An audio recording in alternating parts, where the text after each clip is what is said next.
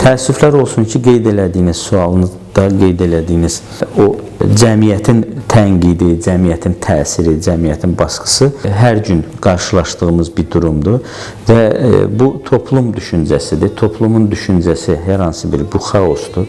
Bu hər hansı bir statistikaya, hər hansı bir tibbi faktlara əsaslanmayan bir düşüncədir. Yəni bu zərərli təsirləri varmı? Təbii ki, kifayət qədər. Yəni bir insanı hər gün desən ki, sən pissən, sən pissən, sən pissən, o artıq beyninin şuuru onu elə qəbul edir və o artıq özü də müəyyən zamandan sonra özünü pis olduğunu düşünməyə başlayır. Və bu təlqin metodudur. Yəni bir insanda davamlı olaraq təlqin eləsən ki, sən negativ məlumatlarla, onu tənqidlərlə zamanla artıq onun öz güvənini azaltmaq mümkündür. Təəssüflər olsun ki, belə qurbanlar da zaman-zaman olur. Amma bu keçici bir şey olduğunu düşünürəm. Yəni bir həkim 500 uğurlu əməliyyat, bir uğursuz əməliyyat edirsə və toplumun düşüncəsi olduğunun fərqində isə bu hal baş verməməlidir. Amma insan beyni tənqidə və təsirə, negativ təsirlərə istər-istəməz həkim də olsa, digər peşə sahibi də olsa məruz qalır və buradan müəyyən fikirlərində dəyişikliklər ola bilir. Bütün dünyada təbii ki, hər bir insanın peşəsi onun bir növ gəlir mənbəyidir. Bir insanın, bir firmanın, hər hansı bir müəssisənin anti-reklamını etmək onun gəlir mənbəyinə, gəlirinə təsir edir. Bu işin, belə deyək də, hüquqi tərəfidir ki, yəni bir həkimi davamlı olaraq o peşə sahibinin ümumiyyətlə o adama əlaqəsi olmadığı halda fikir bildirməsi, hər hansı bir negativ məlumatlar toplanması o həkimin bütün dünyada reputasiya deyirik və ya məsələn, həkimin peşədəki olan mövqeyinə, nüfuzuna xələl gətirir. Həkimin həmin o, belə deyək də, qeyri-peşə sahibləri təbii ki, belə deyək də, yiyəsiz bostan kimi hər kəsən bir daş atır.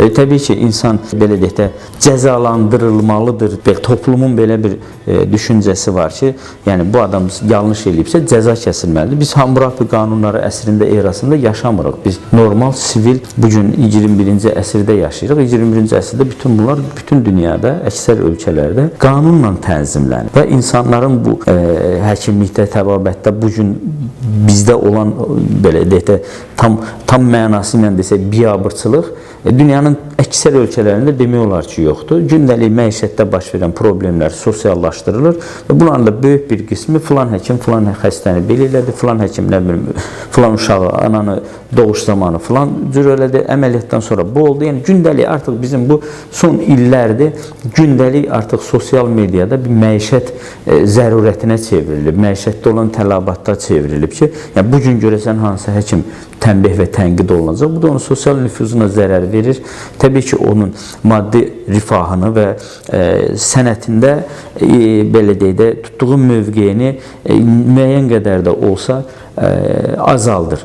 Və bu səbəbdən düşünürəm ki, bu vəziyyətlərdə həkimlərin qorunması üçün artıq müəyyən hüquq şirkətləri fəaliyyətə başlayıblar və hər hansı bir həkimin nüfuzuna zərər gətirən addımlar, davranışlar, düşüncələr, bunlar əgər həqiqətən də sübut olunarsa, cinayətlə, belə deyək də, bərabər sayılacaq və cəza tədbirləri görüləcək zamandan. Çünki dünyanın heç bir yerində, belə deyək də, araşdırılmadan bir digər peşə sahibi bir həkimin fəaliyyətinə qiymətləndirib onu günahkar və ya cinayətkar elan eləməsi deyə bir sistem, bir düşüncə yoxdur. Yəni elə bir anlayış yoxdur ki, yəni bir qeyri-peşə sahibi bir həkimi onun hər hansı bir müalicəsinin yanlış olduğunu iddia deyil, hətta təhqir və tənqid şəklində biruzə verir və bu ümumiyyətlə qanun pozuntusu sayılır.